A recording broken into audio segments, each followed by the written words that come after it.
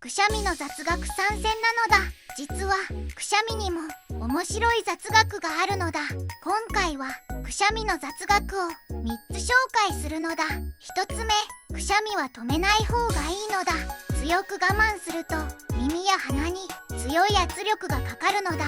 最悪の場合、怪我につながることもあるのだ。2つ目、くしゃみのスピードはとても速いのだ。なんと時速160キロほどで飛ぶと言われているのだ。新幹線レベルなのだ。3つ目、くしゃみをするとき目を開けられないのだ。体が反射的に目を閉じてしまう仕組みなのだ。だから目を開けたままくしゃみするのはほぼ不可能なのだ。みんなは知っていたのだ。